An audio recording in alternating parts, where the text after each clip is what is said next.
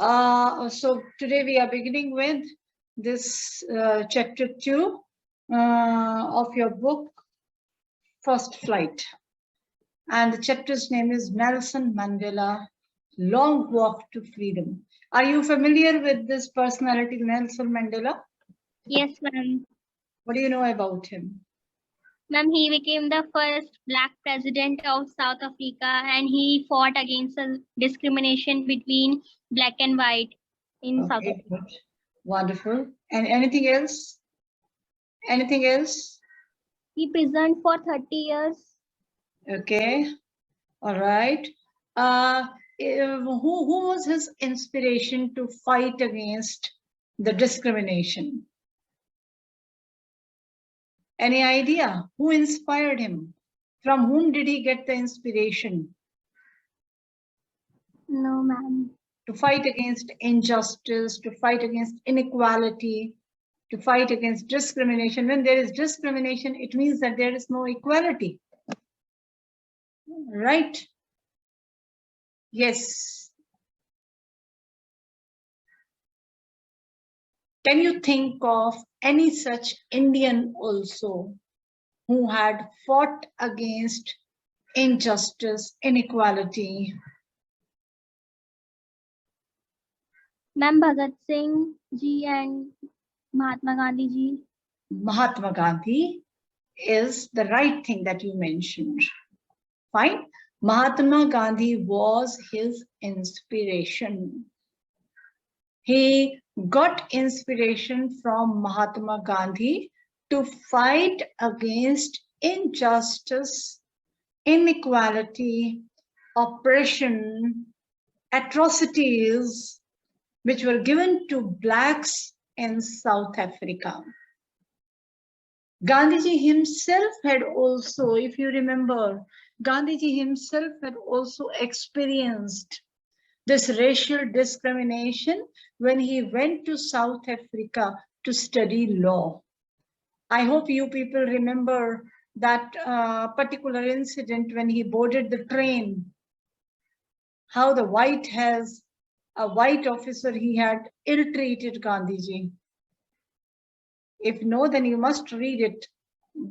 So from there, Gandhiji had thought that he had to fight against inequality. He had to fight against the Britishers. The Britishers had overruled India for more than 200 years. They had ruled over South Africa for more than 300 years, 3 centuries. Since we or our ancestors, they experienced the atrocities and the oppression meted out to the Indians, we are familiar with that. We experienced that pain. However, we ourselves did not experience that. But the stories when we hear from our ancestors or we read in the books, we feel that pain. So you can easily make out how South Africans, they had also suffered, the Blacks in South Africa, they had also suffered at the hands of Britishers, the whites, who had created a wall in South Africa between whites and Blacks. Whites had the supremacy. They were the rulers. Their government was there. Blacks had no space. Blacks had no place to go. They were ill-treated. They were deprived of their rights and freedoms. They had no say anywhere. They had been tortured. They had been harassed. They had been humiliated. And what the reason was? The reason was only that they belonged to a Black race of the people. I hope in your social studies you must have read, what is this racial discrimination called?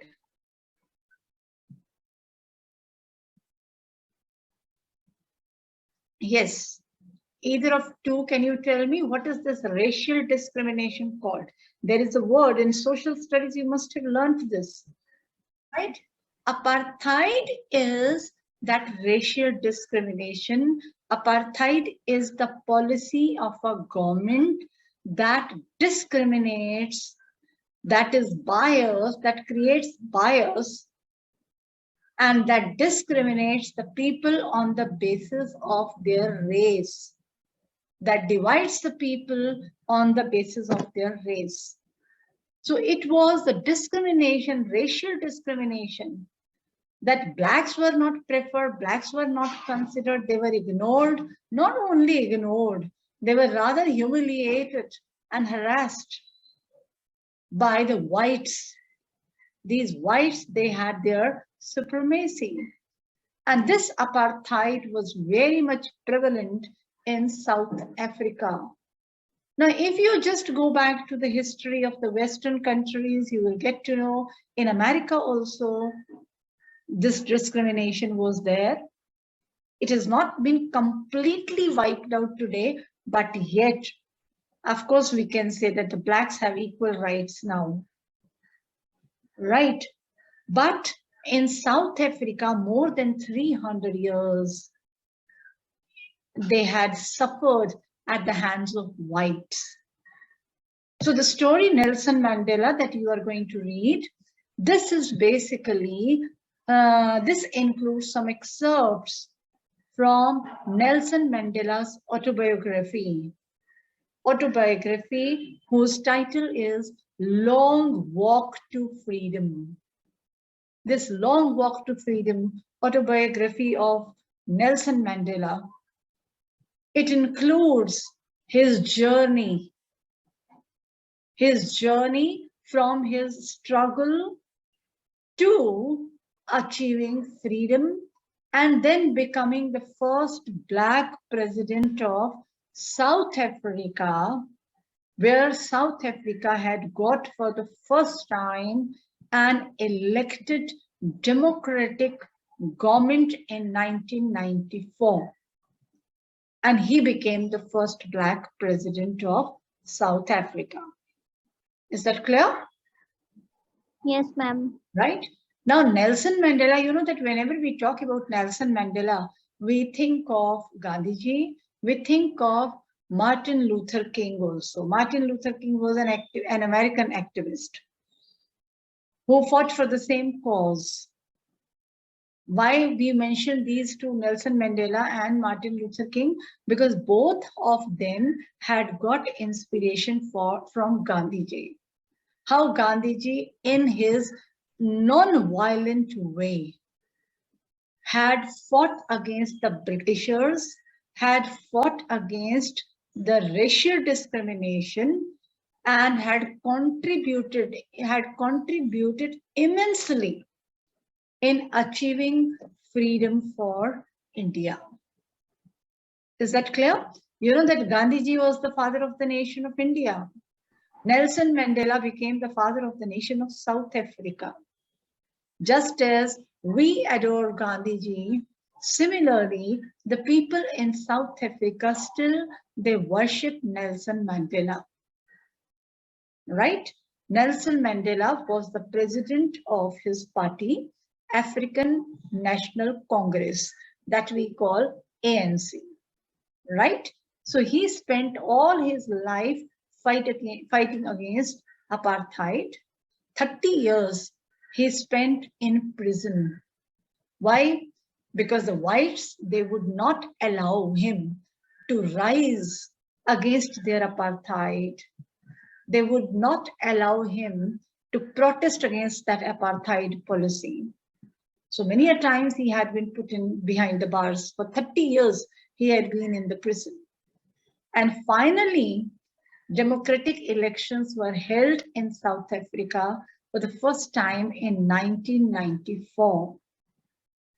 And Nelson Mandela became the very first Black president of that free South Africa. For free South Africa, because for the first time, South Africa had got freedom from the slavery of whites. His government was completely a non-racial government. Non-racial government meaning it wasn't based on a particular race. It was not so that his government included only blacks, no whites. No, whites were also there. But in his government, the people that were included, they were Africans. They were not blacks or whites. They were not identified as blacks or whites. They were identified as Africans only. Just as, for example, today you see what it is. It's very unfortunate, and I'm very sorry to talk about it, that some people still in India, they try to divide the country between Brahmins and Dalits and whatnot, isn't it? But ultimately, who are they? They are all Indians. Can't we identify them?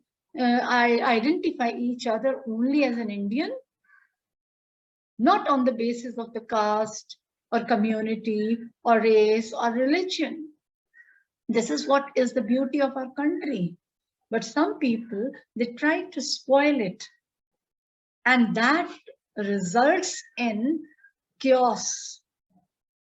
And that disturbs the peace of the country.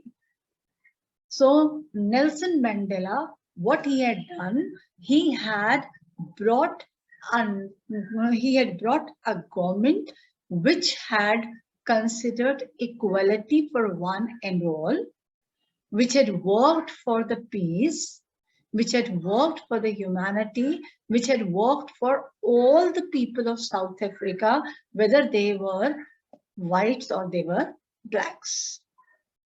I hope it is clear. Yes, ma'am. Yes. Now, in this extract from his autobiography, Mandela speaks about a historic occasion, the inauguration. Inauguration is when a new event, a new program is started, right? So what was that inauguration? This inauguration was the inauguration of his new government. Why this new government was to be inaugurated? Because for the first time, a new democratic, non-racial government had been elected. And a democratically elected president had taken oath on 10 May 1994. Is that clear? Yes, ma'am. Okay. Now, all these things that I have discussed with you, they are important. You will remember, because MCQs, when you are given, they might be based on this information. All right. Yes. Mandela becomes South Africa's first Black president. Here is the introduction. Then later on, we will take up the lesson. Yes, Anmol, please read. Nelson Mandela has become South Africa's first black president after more than 3 centuries of white rule. Mr. Mandela's African National Congress (ANC) party won 252 of the 400 seats in the first democratic elections of South Africa's history.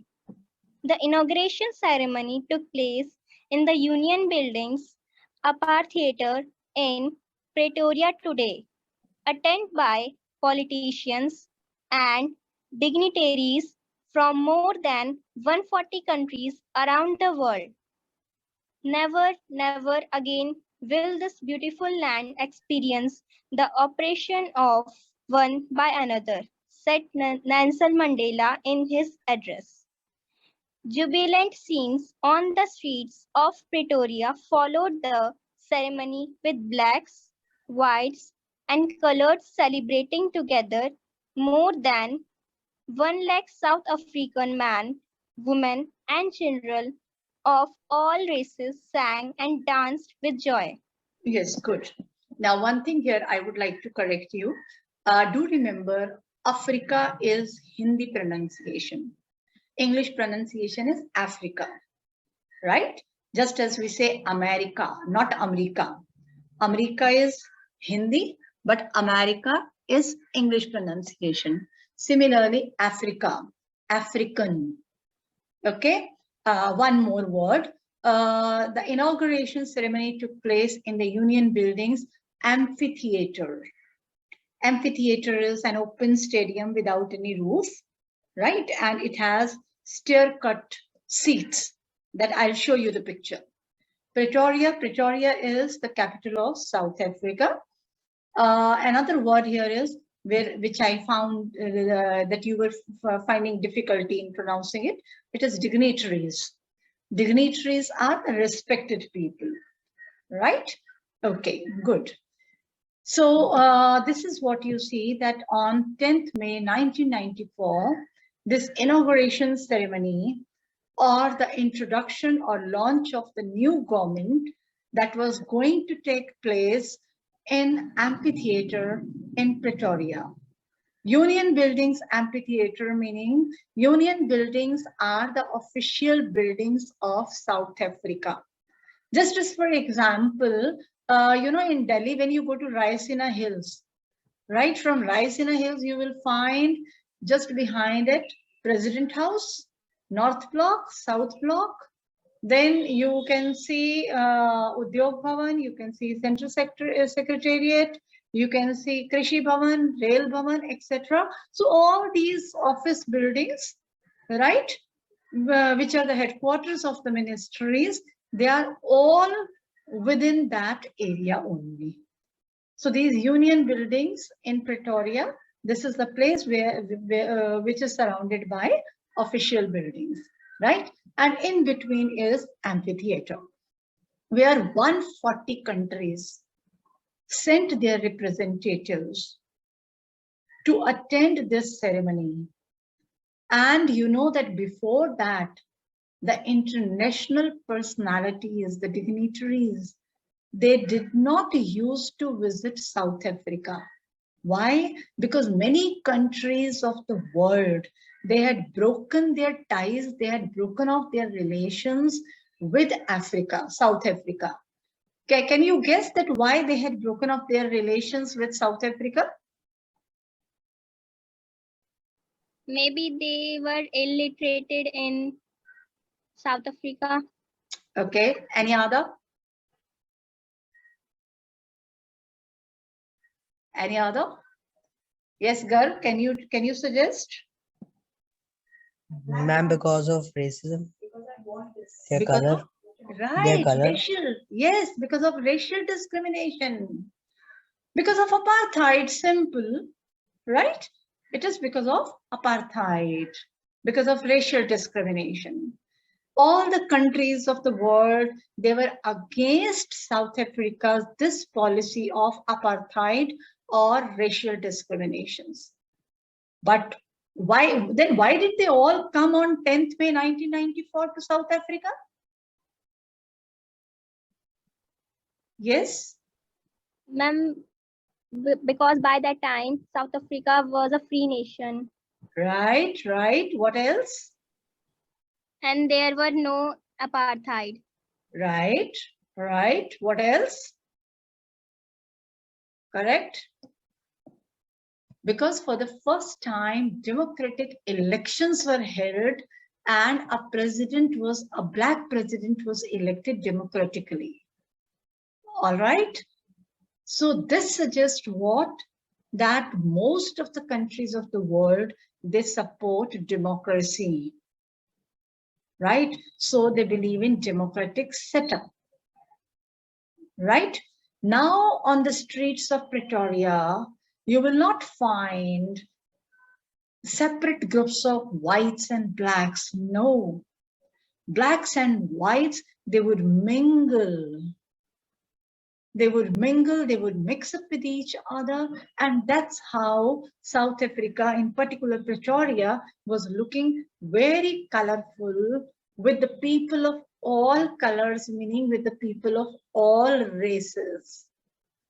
With the people of all races. All right? Is that clear? Yes, ma'am. Yes. Now, before we start reading the lesson, there is a small warm-up activity, right?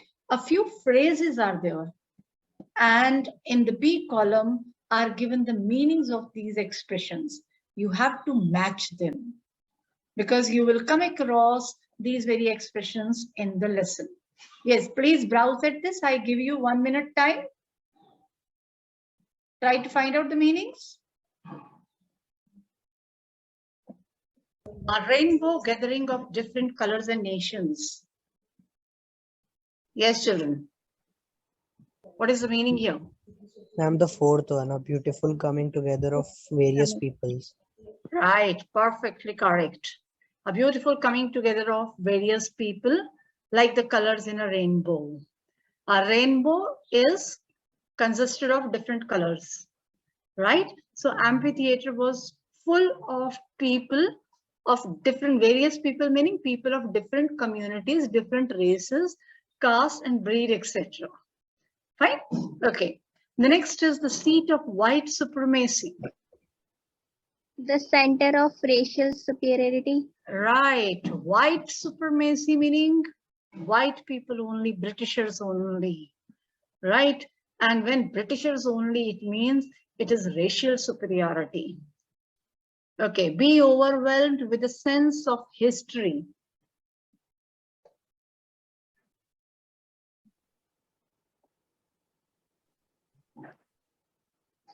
Feel deeply emotional, remembering and understanding all the past events that have led up to the moment. Right. Correct. Very correct. Okay. Resilience that defies the imagination. Ma'am, the first one. Right. A great ability to remain unchanged by suffering. A glimmer of humanity.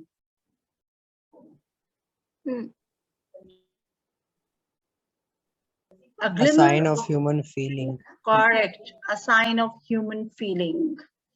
A glimmer of humanity, a sign of human feeling. A twilight existence. A half-secret Half-secret life, like a life lived in the fading line between sunset and darkness, right? Okay, now let us start this. Yes, here is an extract from Nelson Mandela's autobiography. Since it is autobiography, so Nelson Mandela is the speaker, right? He said, 10th May dawned bright and clear. For the past few days, I had been pleasantly besieged by dignitaries and world leaders who were coming to pay their respects before the inauguration. 10th May dawned bright and clear. Dawn is the very early morning time, that is daybreak. So the 10th May morning was very bright and clear. Now it has two meanings, right? One thing is the weather was clear, okay? Another thing is why the 10th morning was so bright and clear, because that very day, South Africa was going to have its first democratic country, first democratic government and first democratically elected president. For the first time, South Africa was going to be a land where the people would breathe in the air of freedom. Freedom from the races, freedom from discrimination. Is that clear to you, this first line? Yes, ma'am. For the past few days, few days before the inauguration event, Nelson Mandela had been besieged, surrounded by dignitaries celebrated, honorable, respected personalities, and the world leaders who were coming to pay their respects before the inauguration. He was being surrounded by dignitaries, very respected and renowned personalities of the world, and the world leaders who were coming to greet him, who were coming to congratulate him. who were coming to express their respect and regard for him before the inauguration. So he was very busy because he had won the election, and the world knew that South Africa was going to have their first democratically elected president, and that too black president. The inauguration would be the largest gathering ever of international leaders on South Africa's soil. The inauguration, the event that was going to happen, it was going to have the largest gathering that South Africa ever had. Largest gathering of international leaders. Such a number of international leaders had never come to South Africa before 1994. Why? Because till then, South Africa had been the victim of racial discrimination. Because South Africa was run by whites, and they practiced the policy of apartheid. And all the international communities and the nations, they were against apartheid. So just to express their disapproval of apartheid policy, they had broken off their ties with South Africa. So that was for the first time that a huge gathering with a great number of international leaders had come over there to attend the oath-taking ceremony or inauguration of the new government in South Africa. Clear? The ceremonies took place in the lovely sandstone amphitheater formed by the Union buildings in Pretoria. The ceremonies took place in the lovely sandstone amphitheater. I was telling you amphitheater, children. Here is the picture you can see. This is Amphitheater of Pretoria. Can you see this? Right? Yes, it doesn't have any roof. These are the stair-cut seats. Okay. And here, this is the place where the events happen. And just around this, you can spot a few buildings. These are office buildings. Just as I gave you an example of Raisina Hills in Delhi, right? This amphitheater and the other union buildings, they were all made up of sandstone. In Delhi also, there are so many buildings which are made up of sandstone. Red Fort, President House, Humayun's Tomb, Qutub Minar, they are all built of sandstone, right? For decades, this had been the seat of white supremacy. For years and years, the British ruler, the British president was seated here in Pretoria. He had been, British ruler had been the president. There was no black, only whites. And now it was the site of a rainbow gathering of different colors. It was the seat of white supremacy. Since white, a Britisher, became the president, so all the Britishers used to attend any program, any function, any event in this amphitheater. You know that the blacks were not allowed there. So this amphitheater was only full of white people. But now for the first time, amphitheater had a sight of a rainbow. Just as rainbow has many colors, similarly, the people of all colors gathered there. That is, the whites as well as blacks. They all mixed up and they all were there. They all attended the program.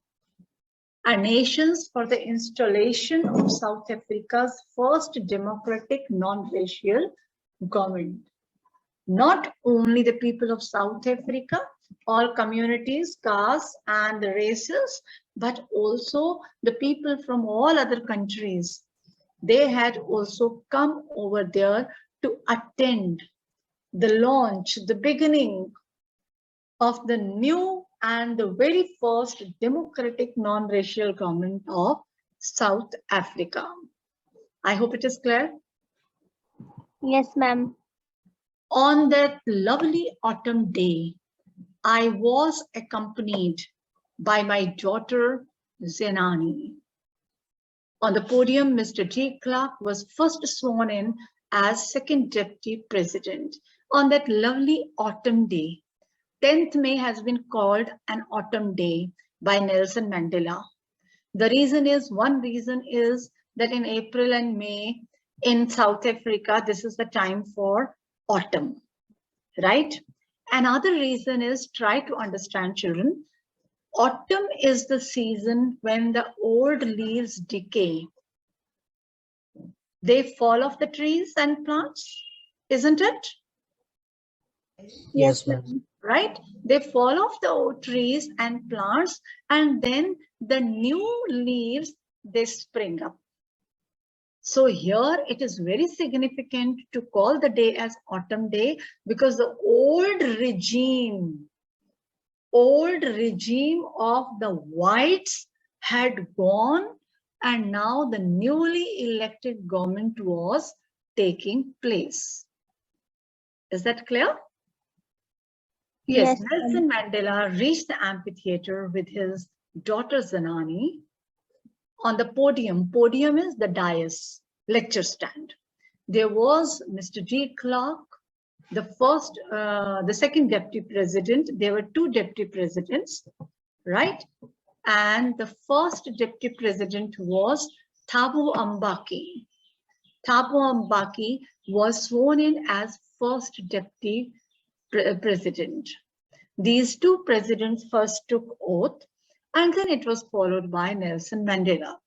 When it was my turn, I pledged to obey and uphold the Constitution and to devote myself to the well-being of the Republic and its people. Then was the turn of Nelson Mandela to take oath. When he took oath, he also promised. He took a resolution and shared it with the people of South Africa. He promised to obey and uphold, follow the directives of the Constitution, that he would work as a president, he would work according to the directives given in the Constitution.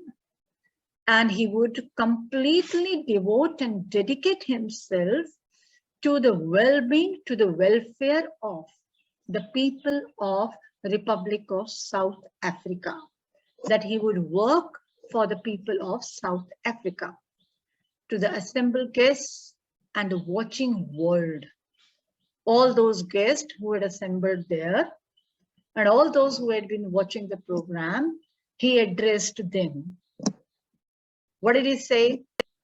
This is the speech, the very first inaugural speech that we'll discuss later. But before that, I had a small link for you that is highlighted. Life of Nelson Mandela. I hope you will be able to hear now.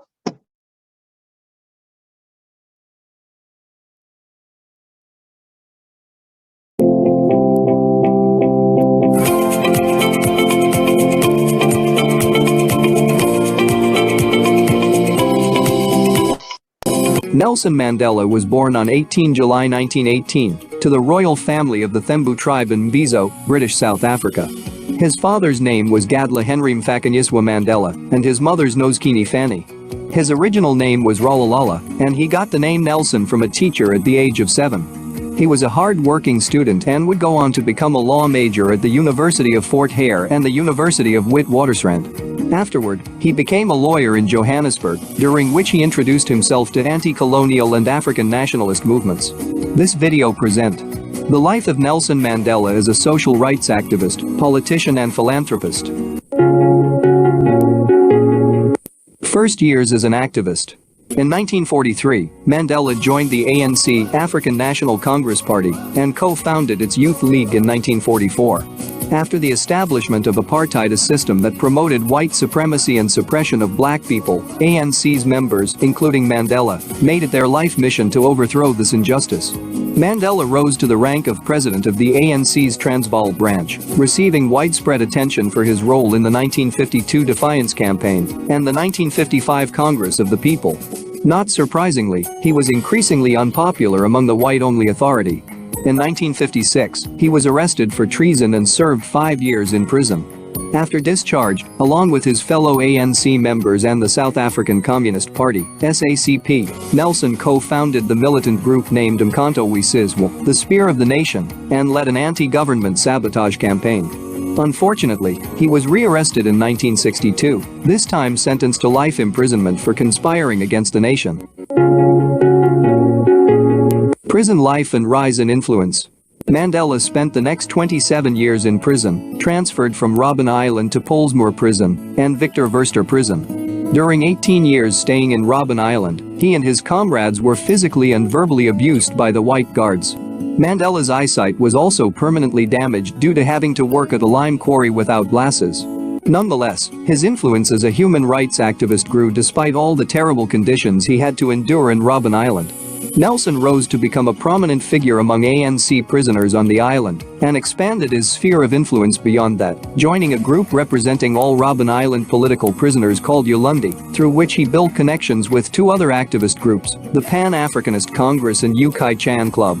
Later, he initiated a movement called the University of Robben Island, enabling prisoners to share the experts' skills and knowledge, with Nelson himself debated socio-political topics with his comrades. To the white guards that mistreated him, he sought to understand them and convert them to his cause. In 1982, he and some other ANC figures would be transferred to the second confinement, Pollsmoor Prison. The reason for this transfer was suspected to be the authorities' fear of Nelson's rising prominence in Robben Island. Ironically, his significance as a freedom fighter didn't diminish because of that, but grew more powerful during his stay there. Conditions at Pollsmoor were better than at Robben Island, and Nelson got on well with the site's commanding officer. Utilizing his freedom of reading and correspondence, he read and wrote tirelessly, reaching out to not only the black community, but also people of other races. In the 1980s, South Africa plunged into chaos due to socio-economic breakdowns. Violence burst out across the country, and many international banks withdrew investment from South Africa. Pressured by British Prime Minister Margaret Thatcher and bankers, President Botha reluctantly offered to release Nelson from prison if he rejected violence as a political weapon. Showing no compromise, he declined, stating that the ANC would renounce violence if the government did the same. This resulted in him being given solitary confinement, which worsened his tuberculosis condition. In 1988 he was transferred to Victor Verster Prison, and it was there that things changed for the better. He was housed in the relative comfort of a warder's house with a personal cook, and used the time to complete his Bachelor of Law degree. While there, he was permitted many visitors and organized secret communications with exiled ANC leader Oliver Tambo. The new president of South Africa, Fr de Klerk, met him to discuss abolishing apartheid and had him released in 1990. Presidency and later life. In 1991, Nelson became president of the ANC and collaborated with President de Klerk to end apartheid peacefully, promising equal rights for everyone. Their fight for the peace of South Africa earned the pair the Nobel Peace Prize in 1993. His tireless fighting for what's right eventually paid off in the 1994 general election, which granted the right to vote to all races in South Africa. The ANC won, and Nelson Mandela became the first black president of the country. Now with a new role, Nelson Mandela continued his fight for black people's rights by issuing policies to improve the living standards and facilities of black South Africans, seeking to relieve them from the pain of decades under oppression. He extended his humanitarian policies to making South Africa a country of equality, regardless of race and color. In 1999, Nelson Mandela withdrew from politics. But while he lived a quiet life in his final years, he continued to be an icon of peace and equality worldwide. In the same year that he retired, Nelson founded the Nelson Mandela Foundation, an organization that is dedicated to upholding the principles of equality, freedom, and peace. In South Africa, he is often referred to by his Xhosa clan name, Madiba, and described as the father of the nation. His pass away in 2013 saddened the world and left many in tears, but his status as a symbol of equality, peace, and humanitarianism will stay forever. What is your thought on Nelson Mandela? Do you think he is the most inspiring figure of human rights? Tell us in the comments section below. Thanks for watching. If you find this video interesting, please give us a thumbs up and share it. The purpose of showing the videos is not simply to show you the visuals or to know the highlights of his life, but actually the purpose is for you to listen to the language, right? That you get an exposure of the language, that you listen to the accent, you listen to the vocabulary, right? So we stop here. The rest we shall continue tomorrow. If any problem, you can ask me right now. Yes? No, ma'am. Gar, any problem? No, ma'am. Okay, fine, children. Thank you very much.